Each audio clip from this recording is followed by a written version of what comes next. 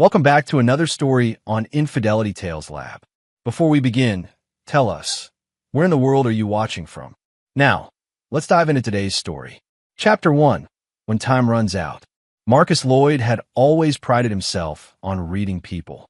20 years in private security had taught him to spot lies, detect threats, and trust his instincts. But as his 5-year-old son Tyler tugged at his shirt that Tuesday morning, something felt different, urgent in a way that made his blood run cold. "Daddy, we need to go right now," Tyler whispered, his small voice trembling. Marcus smiled, ruffling his son's dark hair. "Why, buddy?" He glanced toward the stairs where Tamara had disappeared just minutes ago, supposedly heading to her marketing job downtown. Tyler pointed upstairs, his blue eyes wide with fear. "We don't have much time left." "Time for what?" Marcus chuckled, but the humor died when he saw his son's expression, the same look Tyler got when thunder scared him at night. "Please, Daddy, we have to leave." Tyler grabbed his father's calloused hand with both of his small ones. Something primal stirred in Marcus's chest. His son wasn't playing games. Marcus scooped Tyler up, his military training kicking in as he moved toward the garage. But before they reached the door, he heard it, Tamara's voice drifting from their bedroom window above, followed by a deeper, unfamiliar male voice. "Told you leave for the gym at 9 every Tuesday. Your husband suspects anything?" "Marcus? God, no. He's too busy with his security work to notice." The words hit Marcus like physical blows. He set Tyler down gently, his hand steady despite the rage building inside him. 23 years of marriage. 23 years of trust, loyalty, and love, all shattered in 30 seconds of overheard conversation. Marcus looked down at his son, understanding flooding through him. Tyler had heard them before, had been listening, scared, not knowing what it meant, but knowing it was wrong. "Stay here, buddy," Marcus whispered, his voice deadly calm. He pulled out his phone, activating the recording app he used for client meetings. Old habits from his investigative days kicked in. Document everything, trust nothing. The voices continued, clearer now as he positioned himself below the window. "Eric, we can't keep doing this." If Marcus ever found out. Found out what? That his perfect little wife needs a real man. The stranger's voice was mocking, cruel. "Besides, you said yourself he's never home. Always working, always traveling for those corporate clients." Marcus's jaw clenched. He recognized the type. Arrogant, entitled. The kind of man who took what wasn't his and justified it later. The kind Marcus had dealt with professionally many times, usually at the business end of a confrontation. "When will you tell him about us?" the man continued. I don't know. Maybe after the holidays. Tyler's so young, and Marcus will want custody. Let him try. I've got lawyers who eat guys like your husband for breakfast." Marcus almost laughed at that. If this Eric character knew what Marcus Lloyd was capable of, he wouldn't be so confident. But that was fine. Underestimation was a weapon Marcus knew how to use. He recorded 5 more minutes of conversation before the voices moved away from the window. Marcus waited, patient as a predator, until he heard Tamara's car start and drive away, heading not to work, but undoubtedly to continue her betrayal elsewhere. Tyler appeared at his side, still clutching his favorite toy truck. "Are you mad, Daddy?" Marcus knelt down, looking into his son's innocent eyes. The boy had tried to protect them both in the only way he knew how, by getting his father away from the house before the truth could destroy everything. "No, Tyler, I'm not mad at you." Marcus pulled his son close, his voice gentle despite the storm raging inside him. "You did good, buddy. You did real good." But as Marcus held his son, his mind was already working, planning, calculating. Tamara thought she knew her husband, the quiet security consultant who traveled for work and kept to himself. She had no idea she'd married a man who'd spent 5 years in Army Special Forces before transitioning to corporate security, a man who'd tracked down kidnappers, exposed industrial spies, and eliminated threats to his clients with surgical precision. She was about to learn that Marcus Lloyd was not a man who forgave betrayal, and neither was he a man who lost. Chapter 2. The Lion's Den. Marcus Lloyd hadn't always been a man who planned revenge with the precision of a military operation. Once, he'd been different, trusting, Open, the kind of husband who brought flowers home for no reason and believed in second chances. That man had died in Afghanistan, buried under the weight of betrayal by his own unit commander who'd sold their position to the enemy for a briefcase full of cash. 7 good soldiers had died because of that betrayal. Marcus had been the only survivor, and he'd made sure the corrupt commander faced justice, the kind that didn't come from military tribunals. Now, as he sat in his home office with Tyler safely at his mother-in-law Nancy Sampson's house, Marcus studied the photographs spread across his desk. Professional surveillance wasn't difficult when you knew what you were doing, and Marcus had been doing it for 20 years. 3 days of following Tamara had painted a clear picture of her deception. Eric Waller, 38 years old, recently divorced, working as a fitness trainer at Elite Performance Gym. The same gym where Tamara had started her morning workouts 6 months ago. The same gym where she'd been meeting her lover every Tuesday and Thursday while Marcus traveled for work. But Eric Waller wasn't just any fitness trainer. Marcus's background check revealed a pattern. 3 previous affairs with married clients, all ending when the women left their husbands. Eric had a system, a predatory approach to wealthy, lonely wives. He was a professional homewrecker, and Tamara was just his latest conquest. The photographs told the story. Tamara entering Eric's apartment at 9:15 a.m., leaving at 11:30 a.m., both of them laughing like teenagers. The hotel receipts Marcus found in her purse. The Roosevelt downtown, always the same suite, paid for with the credit card she thought he didn't monitor. Text messages recovered from her laptop backup. Can't wait to start our new life together, and Marcus will never see it coming. That last message made Marcus smile, a cold, predatory expression that would have terrified anyone who saw it. His phone buzzed. A text from Tamara, working late tonight. Don't wait up. Love you. The audacity of it impressed him. She was lying to his face while planning to destroy their family. All for a man who'd done this before and would undoubtedly do it again. Marcus opened his laptop and accessed the files he'd been building. Financial records, property deeds, investment accounts, custody law research, everything he'd need for what came next. But this wasn't going to be a simple divorce. This wasn't even going to be about money or custody. This was going to be about consequence. He picked up his phone and dialed a number he hadn't used in 3 years. Caesar's Savage Investigations came the gravelly voice. Caesar, it's Marcus Lloyd. A pause. Well, I'll be damned. Thought you'd gone completely legitimate. Marcus. What do you need? Background on a target. Deep background. The kind that finds things people want to stay hidden. Like the old days? Exactly like the old days. Caesar chuckled. Send me what you have. And Marcus? Good to have you back in the game. Marcus hung up and leaned back in his chair. Tamara and Eric thought they were playing house, planning their future while dismantling his family. They had no idea they'd just stepped into a spider's web that had been 20 years in the making. He thought about Tyler, about how his son had tried to warn him, tried to protect him in the only way a 5-year-old could understand. That boy deserved better than a mother who could lie to his face every morning and a stepfather who preyed on vulnerable women. Marcus opened his safe and removed a worn leather journal, his operational notebook from his active duty days.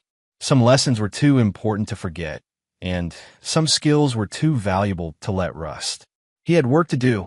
Chapter 3, The Web Begins. 1 week later, Marcus sat across from Caesar Savage in a dimly lit diner downtown, the kind of place where conversations disappeared into the ambient noise of clinking dishes and muffled conversations. Caesar slid a thick manila envelope across the table, his scarred face grim. Your boy Eric has been busy, Caesar said, stirring sugar into his coffee. 3 divorces in 2 years, all following the same pattern. Targets married women with assets, breaks up the marriage, moves on when the money runs out. Marcus opened the envelope, scanning the surveillance photos and financial records. What about current assets? Living beyond his means. Gambling problem, specifically high-stakes poker games in the back room of Virgil Witt's establishment on 5th Street.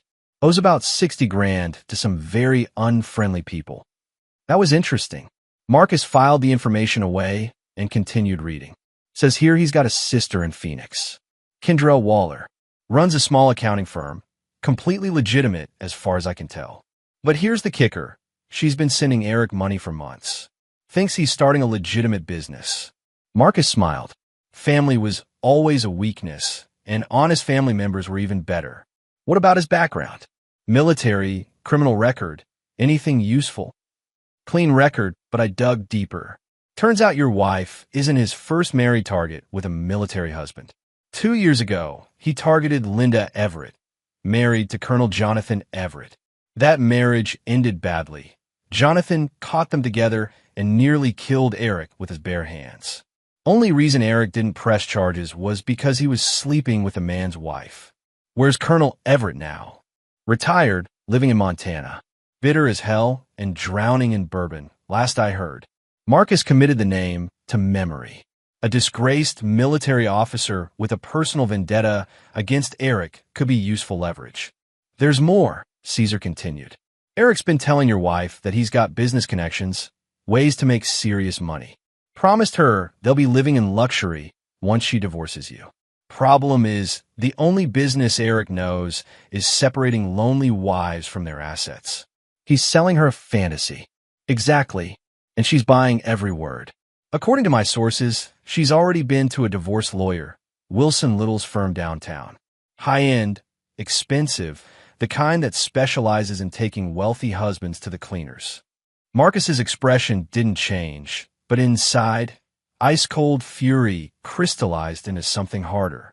Tamara wasn't just having an affair. She was actively planning to destroy him financially while playing the victim.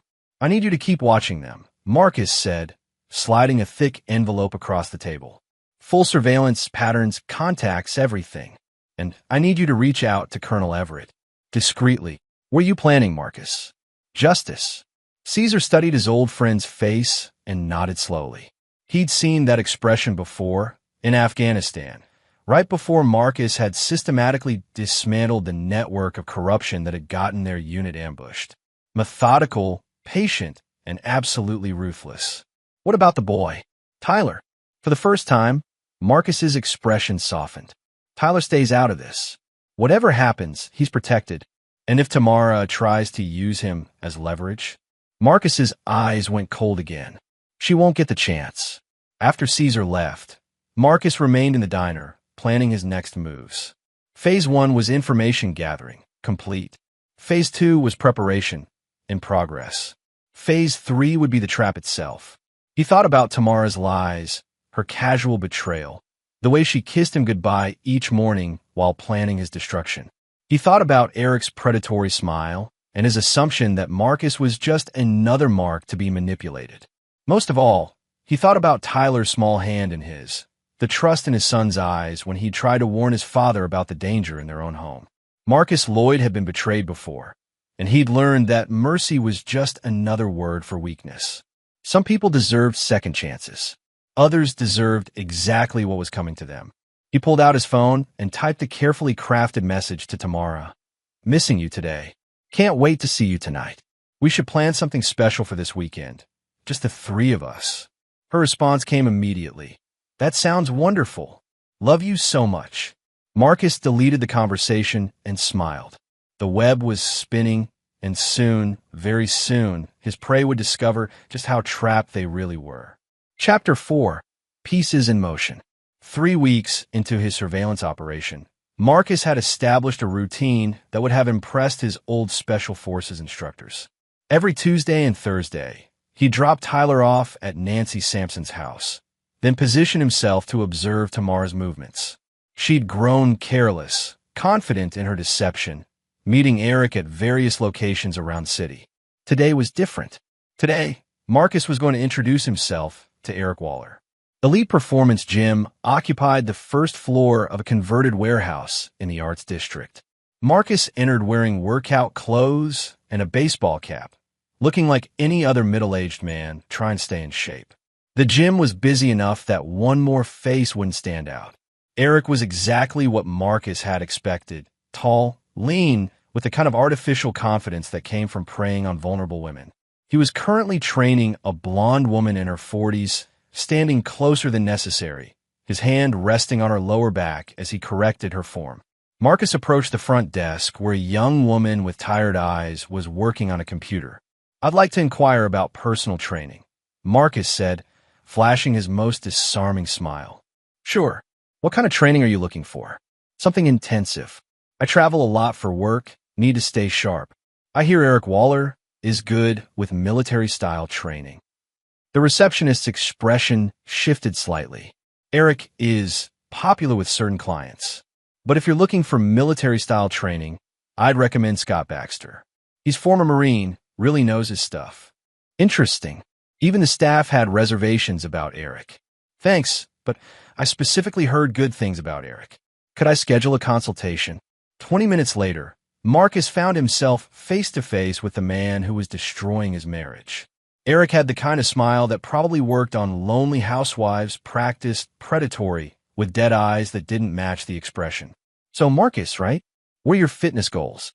"Staying combat ready," Marcus replied, noting how Eric's posture shifted slightly at the military terminology. "I do corporate security, sometimes for high-risk clients. Need to be able to handle myself if things go sideways." "Corporate security? Huh? Must be interesting work. Good money in that field." There it was, the fishing for financial information that Caesar had warned him about. "It pays well enough. My wife doesn't have to work, we've got a nice house, can afford the luxuries." Eric's eyes lit up with interest. "Married, huh? Kids?" "One son, 5 years old. Great kid." Marcus watched Eric's reaction carefully. "My wife's been working out lately. Actually, says exercise helps with stress. I should probably ask where she goes. Might be nice to work out together." "Where does she go now?" "Someplace in this area, I think." "Tamara Lloyd?" "She's about 5'6", brown hair, drives a white BMW." For just a moment, Eric's practiced expression slipped. Marcus caught it. The recognition, the slight panic, the rapid calculation. Eric was realizing he was talking to the husband of his current target. "Doesn't ring a bell," Eric said smoothly, but his voice had changed. "A lot of clients come through here." Sure. "Well, anyway, when can we start training?" They scheduled sessions for the following week, and Marcus left with Eric's direct phone number and a clear understanding of his enemy. Eric was good at manipulation, but he wasn't particularly bright. The moment Marcus had mentioned Tamara's name, Eric had started planning how to use this coincidence to his advantage. That evening, Marcus sat in his office, reviewing the day's recordings. He'd worn a wire to the gym, an old habit that had served him well in corporate security. Eric's voice came through clearly as he called someone immediately after Marcus left. "Yeah, it's me. We got a problem. The husband showed up at the gym. No, he doesn't know anything, but this is getting too close. I think we need to move up the timeline." Marcus smiled and reached for his phone. Time to accelerate his own timeline. He dialed Caesar's number. "It's me. I need you to contact Colonel Everett tonight. Tell him I have a proposition that might interest him." "What kind of proposition?" "The kind that give him a chance to get even with Eric Waller. And I need you to reach out to Kendra Waller in Phoenix. Tell her someone's been using her brother's name in some questionable business deals around town." "Marcus, where are you planning?" "Eric wants to move fast. We'll give him fast. By the end of next week, he's going to wish he'd never heard the name Lloyd." After hanging up, Marcus walked to Tyler's room and found his son already asleep, clutching his toy truck. The boy looked peaceful, innocent, trusting that his father would protect him from the monsters in the world. Marcus had never failed to protect someone he loved. He wasn't about to start now. Chapter 5, The Squeeze. Colonel Jonathan Everett arrived in town on a Wednesday, driving a battered pickup truck and carrying himself with the rigid posture of a man who'd spent 30 years in the military. Marcus met him at the same diner where he'd briefed Caesar, observing the older man's weathered face and the pain that whiskey couldn't quite wash away.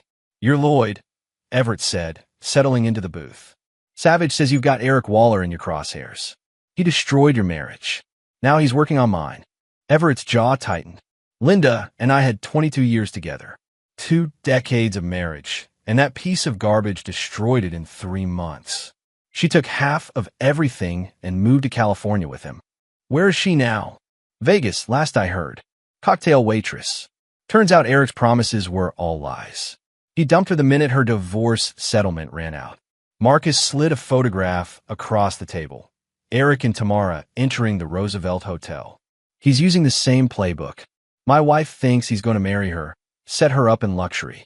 She's already seen a divorce lawyer. Everett studied the photo, his hands shaking slightly. What do you want from me? Eric owes money to some dangerous people. Gambling debts. I want you to help me make sure those debts come due all at once. That's a dangerous game, Lloyd. Colonel, I've done dangerous before. Question is, do you want to watch Eric Waller destroy another family? Or do you want to help me stop him?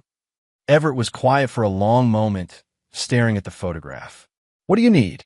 Marcus outlined his plan, watching as understanding dawned in the older man's eyes. It was elegant in its simplicity. Use Eric's own weaknesses against him, create pressure from multiple directions, force him into making the kind of mistakes that would expose him to Tamara and destroy their relationship. The poker game is tomorrow night, Marcus explained. Caesar's contact says Eric will be there, probably trying to win enough to pay off his current debts. That's when you make your move. And if this goes wrong, it won't. But if it does, you are never here. You're just a bitter ex-husband who tracked down the man who ruined his life. Everett nodded slowly. You know, Lloyd, 20 years ago, I would have called this plan immoral. Hell, I might have turned you in. And now I've learned that some people don't deserve mercy. Everett finished his coffee and stood. I'll be at that poker game tomorrow night. And Lloyd, I hope your plan works, because if it doesn't, I might just handle Eric Waller the old-fashioned way. After Everett left, Marcus made his next call. Kendra Waller had agreed to meet with Caesar, concerned about reports that someone was using her brother's name fraudulently. She was flying in from Phoenix tomorrow, expecting to have lunch with Eric and straighten out what she assumed was a misunderstanding. Phase 3 was the phone call Marcus had been dreading. He dialed Tyler's school and requested a meeting with the principal and guidance counselor. Whatever happened in the next few days, Tyler was going to need support, and Marcus wanted to make sure his son had it. That evening, Tamara came home later than usual, claiming she'd been shopping with friends. She kissed Marcus hello, asked about his day, helped Tyler with his dinner, playing the role of devoted wife and mother with Oscar-worthy performance. How was work today? Marcus asked over dinner. Oh, you know, the usual. Meetings, deadlines, office drama.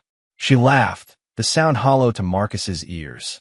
Sometimes I think about just quitting, maybe focusing on fitness training or something. I've been getting really into working out. That's great, honey. Maybe I should meet your trainer sometime, get some tips. For just a moment, Tamara's fork paused halfway to her mouth. Oh, I don't really have a specific trainer. I just use the machines, take some classes. Marcus nodded, filing away another lie. Well, if you ever want a workout partner, let me know. I joined a new gym downtown. Elite Performance. Nice place. This time, Tamara's reaction was unmistakable. A sharp intake of breath, a flush of color in her cheeks. Never heard of it. Really? I could have sworn I saw a receipt from there in your purse last week. You went through my purse? Looking for a pen. Sorry, didn't mean to snoop. Marcus's voice was casual, conversational. Probably belonged to one of your friends. Tamara forced a smile, but Marcus could see the panic in her eyes. She was realizing that her carefully constructed lies were starting to unravel, and she didn't know how much her husband actually knew. Good. Panic made people make mistakes, and Marcus was counting on Tamara and Eric to make several very big mistakes in the next 48 hours. After dinner, while Tamara was giving Tyler a bath, Marcus received a text from an unknown number, ready for tomorrow night. This bastard owes more than money. J.E. Marcus deleted the message and smiled. All the pieces were moving into position. Tomorrow night, Eric Waller was going to discover that some debts couldn't be paid with money, and some enemies were more dangerous than he'd ever imagined. Chapter 6. The Walls Close In.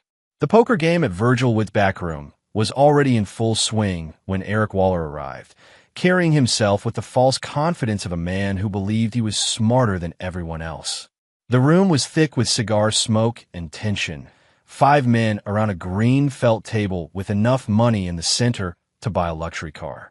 Colonel Jonathan Everett sat in the corner, nursing a bourbon and watching Eric with the patience of a predator.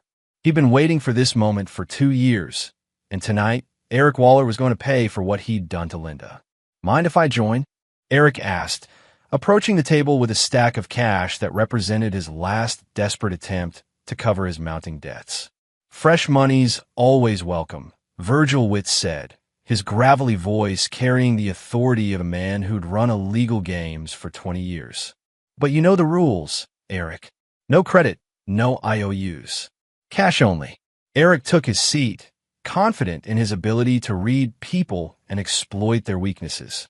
What he didn't know was that 3 of the other players at the table were working with Marcus Lloyd, following a carefully orchestrated script designed to separate Eric from every dollar he had.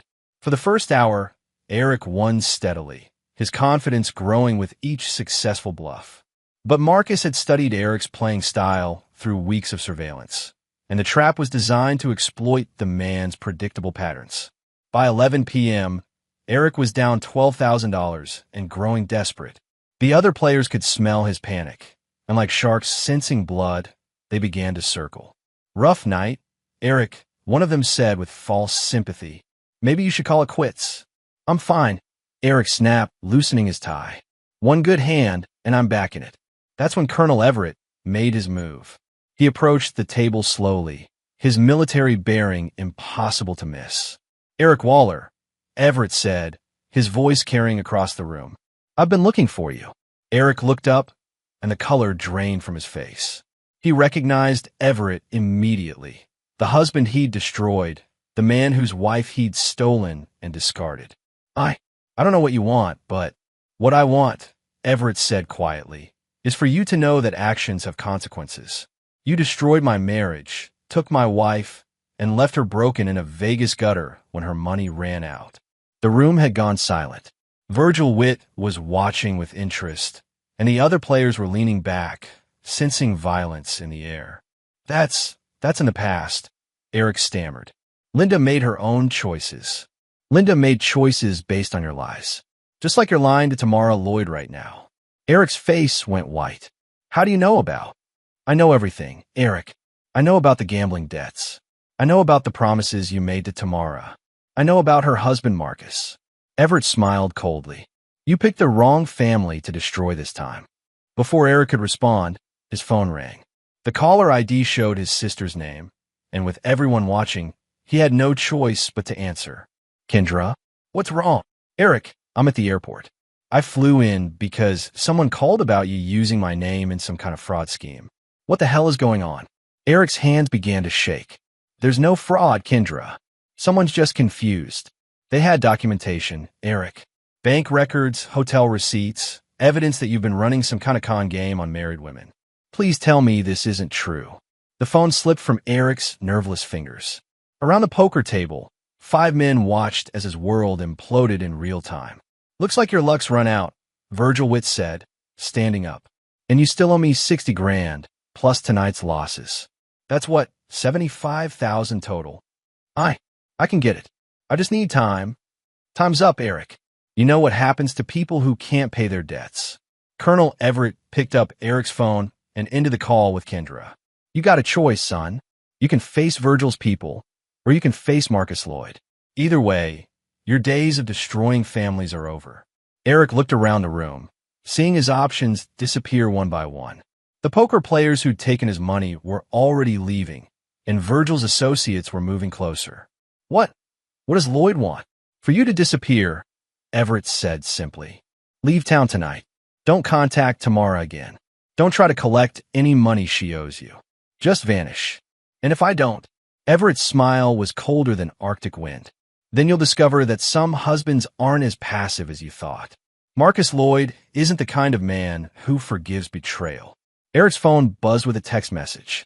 He looked down to see a photo of himself entering his apartment, taken just hours ago, with a simple message: "We know where you live. We know where you work. We know everything. You have 12 hours. In that moment, Eric Waller realized he'd made a catastrophic mistake.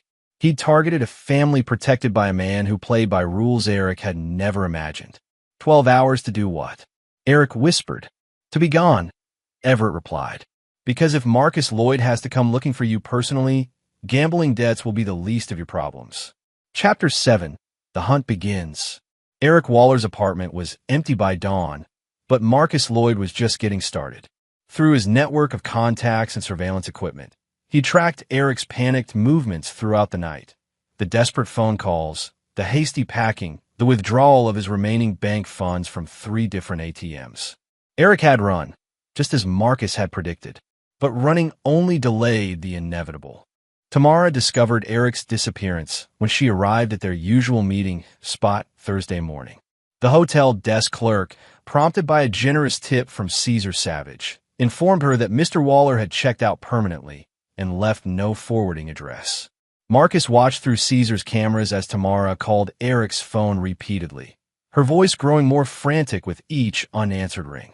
By noon, she was crying in her car outside the elite performance gym, where a helpful receptionist confirmed that Eric had quit without notice and cleared out his locker. But Marcus wasn't satisfied with Eric merely leaving town. The man had made it personal when he'd targeted Marcus's family, and personal debts required personal payment. He's holed up at a motel outside Memphis, Caesar reported during their evening meeting. Paid cash, using a fake ID, but he's not very good at staying hidden. What about the sister? Kendra Waller flew back to Phoenix this morning, madder than hell. She cut off all contact with Eric and threatened to call the police if he tries to contact her again. Marcus nodded. Eric's support system was collapsing, just as planned. And the gambling debts. Virgil's people are actively hunting him. Word is Eric owes money to 3 different organizations now, and none of them are known for their patience. That was the beauty of Marcus's plan. He didn't need to destroy Eric directly. He'd simply created the conditions for Eric to destroy himself. The man was now running from multiple enemies, with no resources, no allies, and no way to earn legitimate money. I need you to make one more call, Marcus said, sliding a piece of paper across the table. Linda Everett in Vegas. Tell her that Eric Waller is broke, alone, and that the next woman he destroyed wants to have a conversation. Caesar raised an eyebrow. You think she'll cooperate? Eric left her with nothing, destroyed her marriage, and disappeared when her money ran out. She's got as much reason to hate him as anyone. That evening, Marcus returned home to find Tamara in their bedroom, crying over her phone. She'd spent the entire day trying to contact Eric, and the reality of her situation was beginning to sink in. Rough day, Marcus asked casually, setting down his briefcase. Tamara quickly wiped her eyes. Just tired. Work's been stressful. Maybe you should take some time off. You seem really run down lately. I'm fine, she said quickly. Just need a good night's sleep. Marcus nodded and kissed her forehead, playing the concerned husband perfectly. But inside, he was calculating her next moves. Tamara was trapped between her guilt over the affair and her growing desperation to contact Eric. Soon, very soon, she would make the mistake that would give Marcus everything he needed. 2 days later, his patience was rewarded. Tamara told Marcus she was visiting her mother, but Caesar's surveillance showed her driving to Wilson Little's law office downtown. She spent 2 hours inside, emerging with a thick packet of legal documents and the grim expression of a woman who'd just learned that divorcing Marcus Lloyd wouldn't be as profitable as she'd hoped. Marcus's financial preparations had been thorough. His assets were protected through a labyrinth of legal structures that would take years to untangle. His business interests were shielded by military-grade security protocols, and his evidence of Tamara's infidelity was so comprehensive that any court would award him full custody of Tyler. But Marcus wasn't planning to use the courts. He had something much more permanent in mind. That night, he called Colonel Everett with an update. Eric's getting desperate. He tried to contact Tamara through a mutual friend, but she's smart enough to know her phones are probably monitored. What's your next move? Eric's going to surface soon. Men like him can't stay hidden for long. They need to be the predator, not the prey. When he does, I'll be ready. And Tamara? Marcus's voice went cold. Tamara made her choice when she decided to destroy our family. She'll face the consequences of that choice. Everett was quiet for a moment. Marcus, be careful you don't become something you can't live with. Colonel, I became that something in Afghanistan when I learned that mercy is just another word for weakness. Some people deserve forgiveness. Others deserve exactly what they've earned. After hanging up, Marcus checked on Tyler, who was sleeping peacefully in his bed. His son would grow up knowing that his father was a man who protected his family, who didn't tolerate betrayal, who understood that some lines could never be uncrossed. Tomorrow, Marcus would begin the final phase of his plan.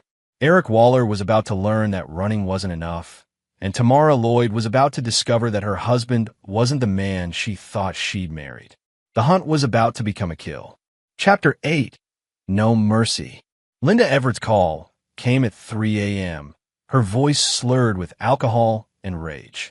Eric had contacted her, desperate and broke, begging for money and a place to hide. Instead of hanging up, Linda had agreed to meet him, and she'd given Marcus the location. "He thinks I still love him," Linda said, her laugh bitter. "Thinks I'll help him because we were special. Stupid bastard doesn't realize he destroyed any love I had left." Marcus dressed quickly, leaving Tamara asleep in their bed. She'd been increasingly agitated over the past week, jumping at every phone ring, checking her messages obsessively. She knew something was wrong, but she didn't know how wrong things were about to get. The meeting location was a 24-hour diner on the outskirts of the city, the kind of place where nobody asked questions and the security cameras had been broken for years. Marcus arrived early, positioning himself where he could observe without being seen. Eric looked terrible, unshaven, wearing the same clothes for days, the cockiness replaced by the haunted expression of a man running from multiple enemies. He sat in a corner booth, constantly checking the entrance, his hands shaking as he sipped black coffee. Linda arrived exactly on time, but she wasn't alone. Colonel Everett followed her inside, and Marcus smiled as he recognized his third companion, Jesse Ramsey, one of Virgil Witt's enforcers. Eric's face went white when he saw them. He started to stand, but Jesse's hand on his shoulder pushed him back down. "Going somewhere, Eric?" Linda asked, sliding into the booth across from him. "After you called for help. I thought we should have a family reunion." "Linda, please, I know you're angry, but—" "Angry?" Linda's voice carried across the diner. "Angry doesn't begin to cover what I am, Eric. You destroyed my marriage, stole my money, and threw me away like garbage when I had nothing left to give." Colonel Everett took the seat next to Linda, his presence radiating menace. "Turns out Linda and I have been talking, Eric, comparing notes about your methods, your lies, your promises. I never meant for things to go that way." "Shut up," Jesse interrupted, his voice calm but dangerous. "You owe Mr. Witt $75,000, plus interest, plus penalties for making him hunt you down. Call an even $100,000. Eric's hand was shaking violently now. "I don't have that kind of money. I lost everything." "Then you'd better find a way to get it," Jesse said. "Because Mr. Witt's patience ran out 3 days ago." "What about Tamara Lloyd?" Linda asked suddenly. "Still planning to run away with her money?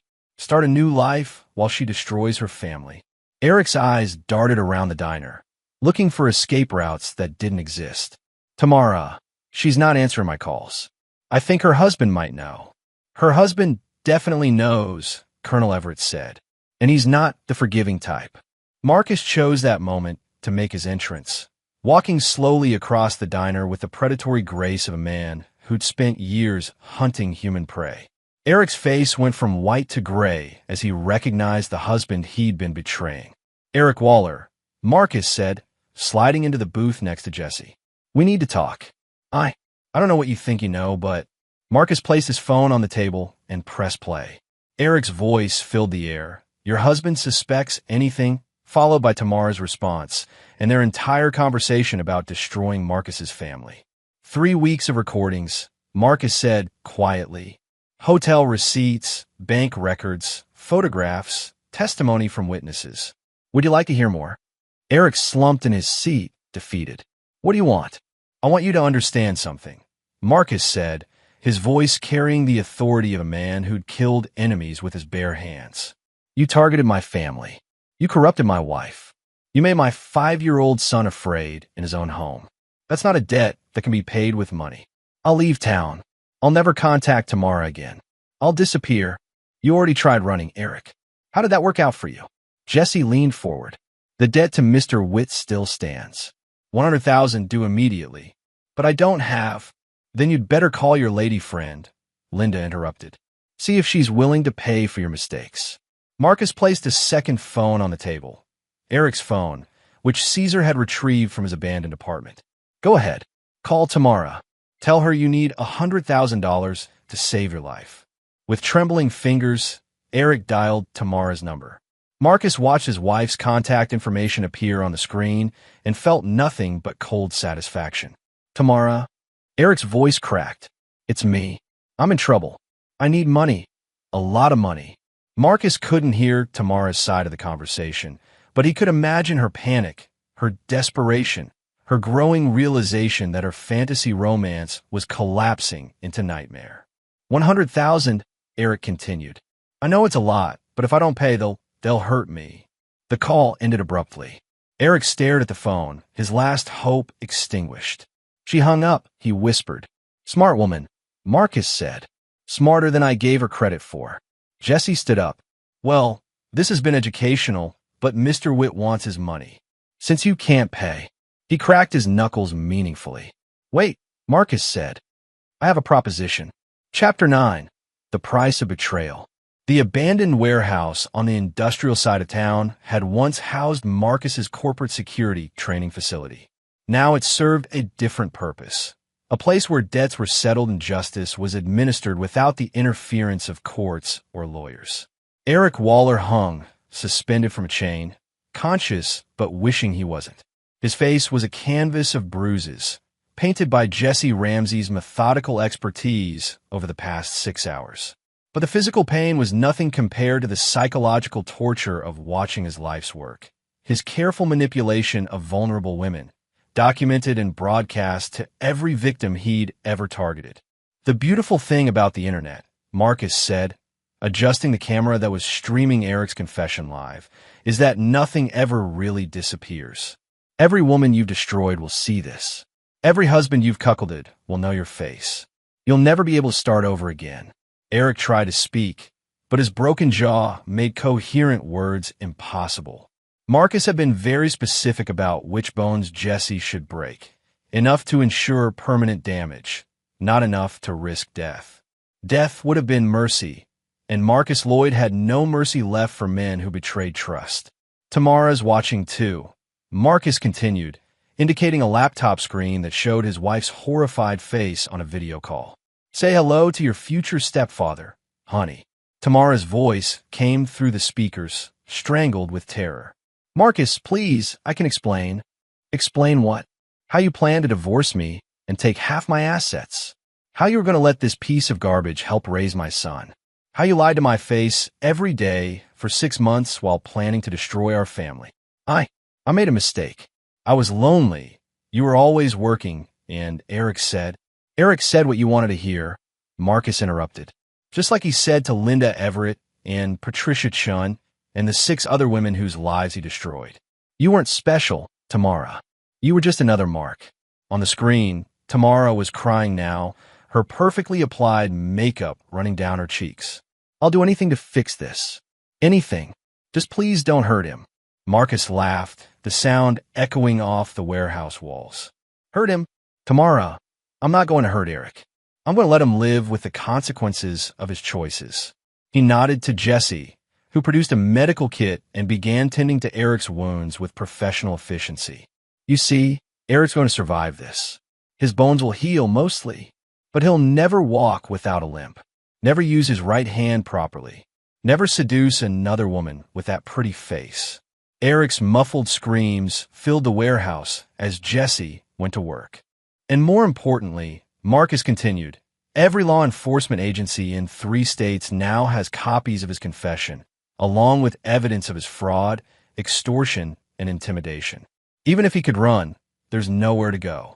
Marcus, Tamara pleaded, what about Tyler? He needs his mother. Tyler needs a mother he can respect, Marcus said coldly. Not a woman who would destroy his family for a fantasy. You lost the right to call yourself his mother when you chose Eric over us. The video call ended abruptly as Tamara hung up, unable to watch anymore. But Marcus wasn't finished with her yet. Colonel Everett emerged from the shadows, carrying a thick legal folder. Divorce papers, he said, handing them to Marcus. Full custody to you, no alimony, no asset distribution. All she has to do is sign. And if she doesn't, then the video of her confessing to adultery and conspiracy to commit fraud goes public, along with her medical records showing she's been tested for sexually transmitted diseases 6 times in the past year. Marcus nodded. Tamara would sign. She was intelligent enough to recognize when she'd lost completely. Jesse finished his work and stepped back, admiring his craftsmanship. Eric was conscious, permanently damaged, and facing decades in prison. But he was alive, which was more mercy than he deserved. What happens now? Colonel Everett asked. Now Eric gets to experience the justice system he's been avoiding for years. Multiple charges, multiple states, multiple victims willing to testify. He'll spend the rest of his life in prison, assuming Virgil with people don't find him first. And Tamara? Marcus's expression was granite. Tamara gets to start over with nothing. No husband, no son, no money, no reputation. She wanted a new life so badly. Now she gets to build one from scratch. They left Eric hanging in the warehouse, with an anonymous tip already called in to the police. By the time law enforcement arrived, Marcus and his associates would be long gone, and Eric will be facing justice from a system that didn't tolerate men who preyed on families. 3 days later, Marcus sat in his lawyer's office as Tamara signed the divorce papers with shaking hands. She looked 10 years older, her confidence shattered, her future uncertain. I loved you, she whispered as she finished signing. No, Marcus replied. You loved the security I provided while you planned to betray me. There's a difference. She left without another word, walking out of Marcus's life forever. He felt nothing, no sadness, no regret, no second thoughts. She'd made her choice, and consequences were the price of betrayal. That evening, Marcus picked up Tyler from school and drove to their favorite ice cream shop. His son was quieter than usual, processing the changes in his young life with remarkable resilience. Daddy, Tyler said finally, is Mommy coming back? Marcus looked into his son's trusting eyes and chose his words carefully. No, buddy. Mommy made some bad choices, and now she has to live somewhere else. Are you sad? No, Tyler. I'm not sad, because I still have the most important thing in the world. I have you. Tyler smiled and returned to his ice cream, satisfied with his father's answer. He was too young to understand betrayal, manipulation, or the brutal arithmetic of revenge. But he was old enough to recognize love, protection, and the absolute certainty that his father would never abandon him. Marcus Lloyd had learned long ago that mercy was a luxury he couldn't afford. In Afghanistan, mercy had gotten good soldiers killed.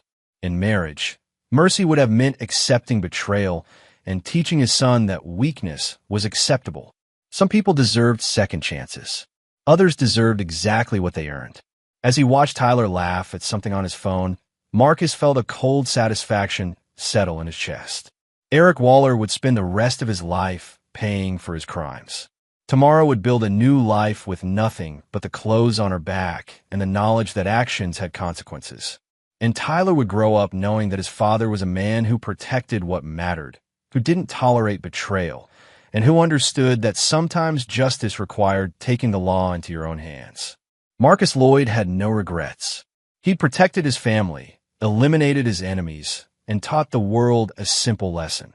There were some men you didn't cross, some families you didn't target, and some debts that could only be paid in blood and broken bones. The war was over. Marcus had won. And there you have it.